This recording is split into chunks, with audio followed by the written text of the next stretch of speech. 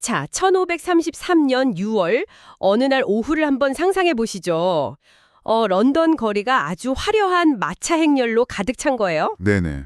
금이랑 은으로 막 장식된 마차 뒤에 훗날 천일의 애니로 불리게 될 여성 앤 불린이 앉아 있었죠. 아, 그 유명한 엠블린? 네, 수많은 귀족들에게 둘러싸여서 웨스트민스터 사원으로 향하고 있었는데 바로 다음 날 그녀가 영국의 왕비가 될 운명이었습니다. 그리고 바로 그 결혼식이 영국의 종교 지형을 완전히 바꿔버리는 정말 거대한 지각 변동의 시작점이 됐죠. 맞아요. 오늘 저희가 바로 당신이 보내주신 자료들을 보면서 한 국왕의 이 복잡한 결혼 문제가 어떻게 영국을 그 수백 년간 몸담았던 로마 카톨릭에서 떼어놓고 성공회라는 아주 독특한 교회를 만들게 됐는지 그 과정을 깊이 한번 파헤쳐보려고 합니다. 네, 저도 그 자료들을 쭉 읽어보면서 가장 먼저 든 질문이 바로 그거였어요. 이게 정말 왕의 어떤 뜨거운 사랑 이야기였을까? 아니면 그 뒤에 뭔가 더 차갑고 계산적인 그런 정치적 동기가 있었던 걸까?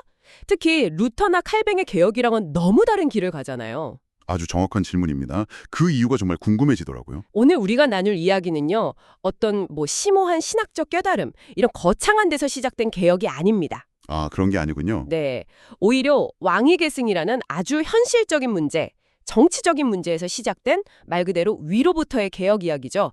어떻게 영국에 있던 로마의 교회가 영국의 교회로 바뀌었는지 그 과정을 한번 따라가 보겠습니다. 좋습니다.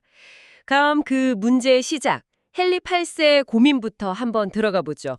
소설가 찰스 디킨스는 헨리 8세를 영국 역사상 가장 치사한 악당이라고까지 했던데 하하, 좀 심했네요. 네. 근데 자료들을 보면 꼭 그렇게만 볼 인물은 아닌 것 같아요. 그의 진짜 고민은 앤 불린이라는 여성에 대한 욕망, 그보다 훨씬 더 깊은 데 있었던 거죠. 그렇습니다. 앤 불리는 어떻게 보면 기폭제였을 뿐이고요. 진짜 폭탄은 따로 있었어요. 바로 왕위 계승 문제. 아, 후계자 문제. 네, 당시 헨리 8세의 아내가 스페인 출신의 왕녀, 아라곤의 캐서린이었는데 거의 20년 가까이 결혼 생활을 했는데도 아들이 없었습니다. 유일하게 살아남은 자녀가 메리 공주, 딸 하나뿐이었죠. 요즘 시각으로 보면 딸이 왕위를 이으면 되지 않나 싶지만 당시에는 전혀 달랐겠군요. 그럼요. 당시 영국은 여왕을 받아들일 준비가 전혀 안 되어 있었습니다. 무엇보다 불과 몇십 년 전에 왕위 계승 문제로 30년 넘게 정말 피비린내 나는 내전, 장미 전쟁을 겪은 끔찍한 트라우마가 있었거든요. 아, 그런 역사가 있었군요. 네, 강력한 아들 후계자가 없으면 또 나라가 쪼개지고 귀족들끼리 서로 죽이는 내전이 일어날 거다. 이런 공포가 사회 전체에 깔려 있었죠. 와, 왕비 캐서린의 나이는 40에 가까워지고 헨리의 불안감은 정말 극에 달했겠네요. 그렇죠. 그러다 문득 이런 의심에 사로잡힌 겁니다. 혹시 내가 신의 저주를 받은 건 아닐까? 저주요? 네, 그 의심에는 나름의 신학적 근거가 있었어요. 캐서린이 원래 헨리 8세의 죽은 형 아서의 아내였거든요. 아, 맞아요. 형수였죠. 네, 헨리가 구약 성경 레위기 20장 21절을 보게 된 거예요. 거기에 누구든지 그의 형제의 아내를 데리고 살면 그들에게 자식이 없으리라. 이런 구절이 있거든요. 아, 자기 얘기하라고 생각한 거네요. 그렇죠.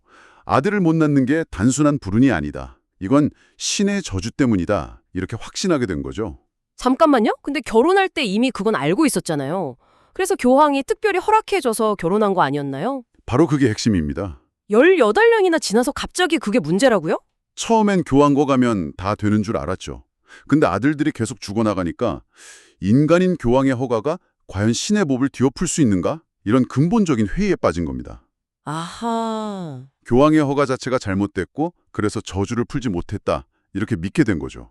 그래서 1527년에 교황한테 이 결혼은 처음부터 무효였다 이렇게 선언해달라고 요청을 하는군요.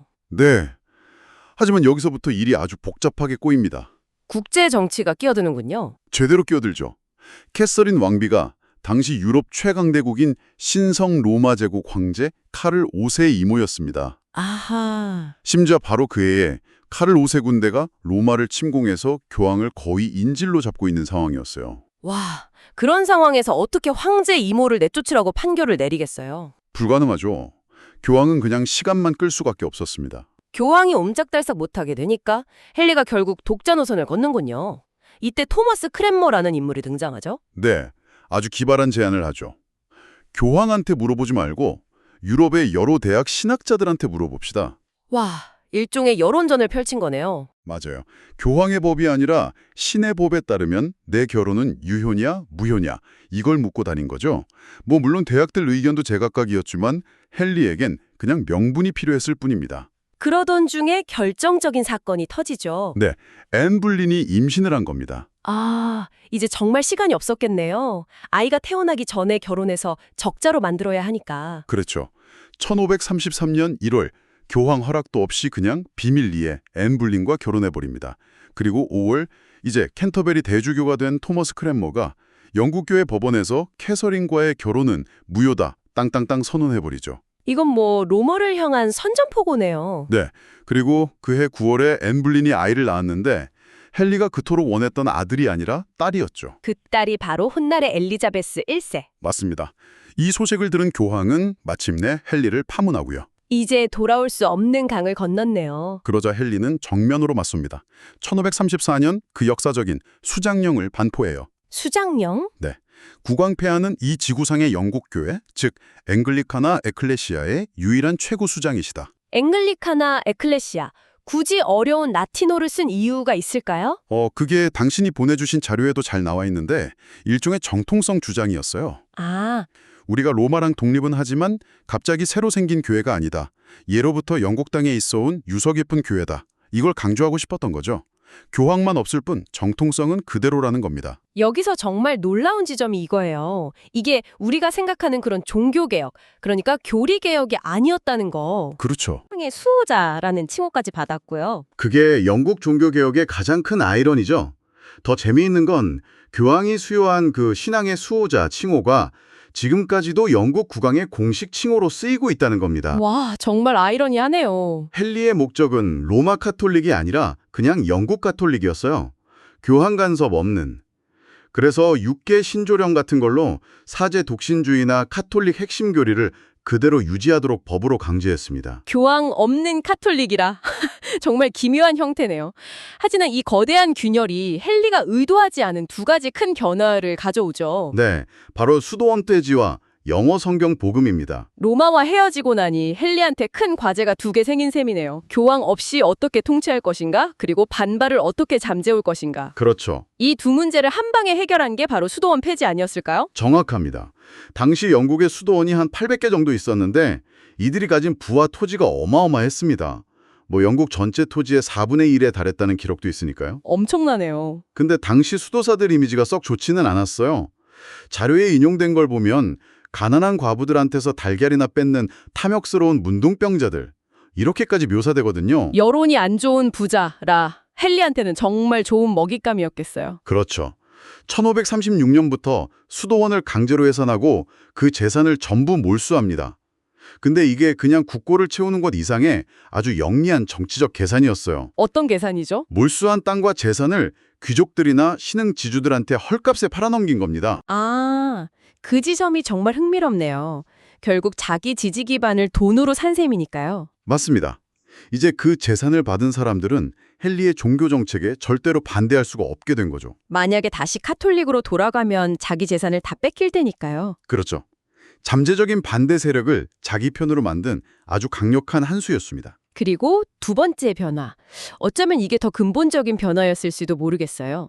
바로 모든 교회에 영어 성경을 비치하라는 명령. 네, 그전까지 성경은 오직 사제들만 읽을 수 있는 라틴어였잖아요.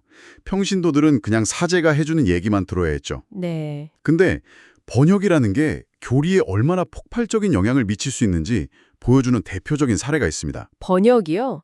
그냥 말을 옮기는 건데 그게 어떻게 교리까지 바꾼다는 거죠? 회개하라는 구절을 예로 들어볼게요.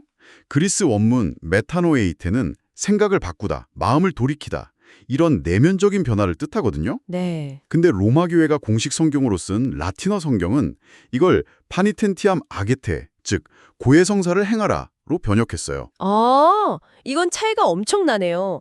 마음의 문제가 교회의 공식적인 의식으로 바뀌어버린 거군요. 바로 그겁니다. 그 단어 하나에 고해성사, 사제의 권위, 면벌부 판매까지 중세교의 거대한 시스템이 다 들어있었던 거예요. 바로 이 지점에서 윌리엄 틴데일이라는 인물이 등장합니다. 아, 틴데일. 자료에 그 사람의 유명한 말이 인용돼 있었어요. 하나님이 허락하신다면 머지않아 밭 가는 소년이 당신보다 성경을 더 잘 알게 만들겠다. 정말 대단한 포부죠. 네. 그 꿈을 이루려고 목숨 걸고 신약 성경을 영어로 번역해서 영국으로 밀수하기 시작했죠. 하지만 결국 1536년에 체포돼서 화형에 처해집니다. 정말 비극적인 결말인데 그의 마지막 기도가 주님, 영국 국왕의 눈을 열어주소서였다면서요. 네, 근데 정말 믿을 수 없는 일이 벌어져요. 헨리가 자기가 화형시킨 사람의 번역본을 공식 성경으로 삼았다고요. 이게 어떻게 가능한 일이죠? 정말 기이한 역사의 아이러니죠.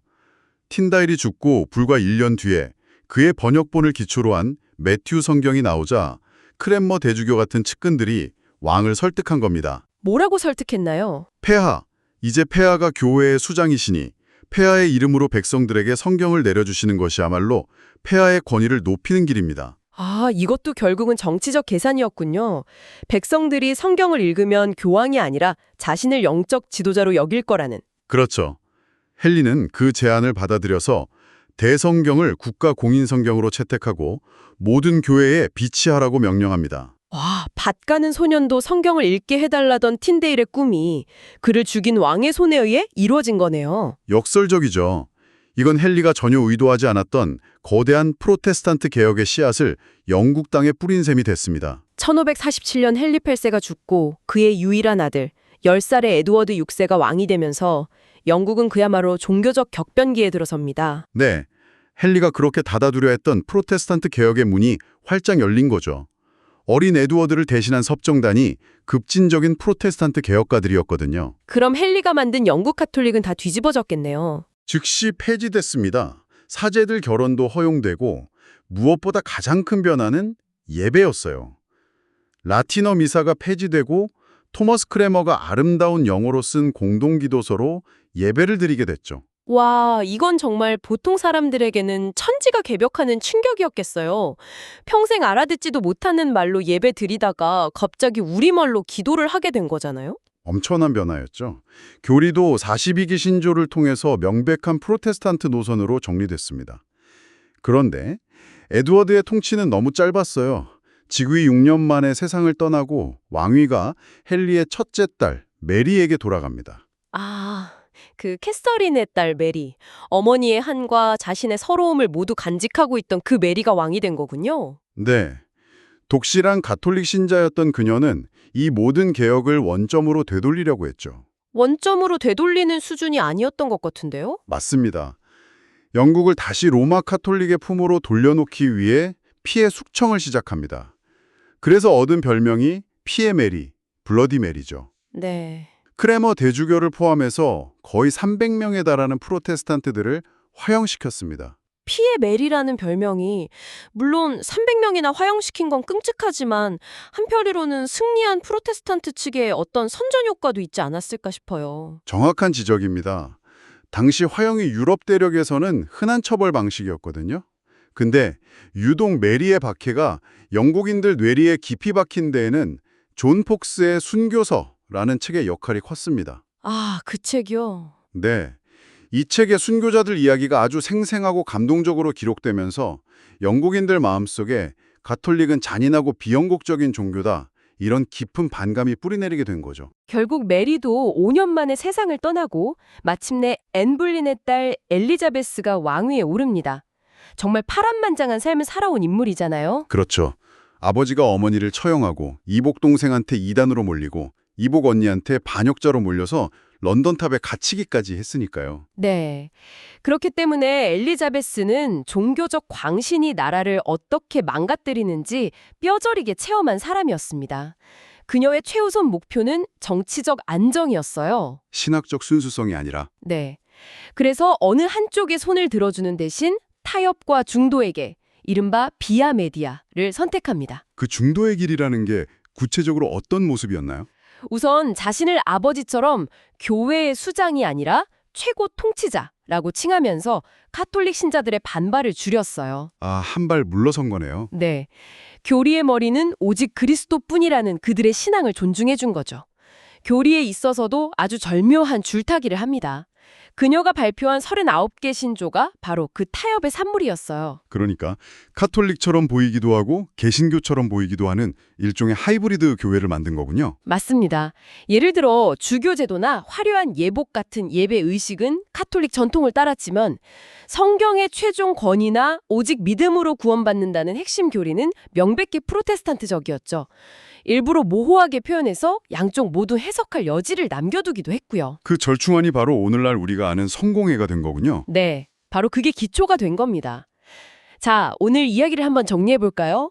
한 국왕의 절박한 왕위 계승 문제가 어떻게 로마와의 정치적 결별로 이어졌고 그 틈으로 헨리 자신은 원치 않았던 영어 성경 보급과 프로테스탄트 사상이 스며들었는지 그리고 그의 자녀들, 에드워드, 메리, 엘리자베스로 이어지는 극적인 종교 롤러코스터를 거쳐서 마침내 성공을 하는 독특한 중도의 길이 탄생하기까지의 과정을 살펴봤네요. 네, 엘리자베스의 타협안은 분명 영국의 안정을 가져다 주었지만 모두를 만족시키지는 못했습니다.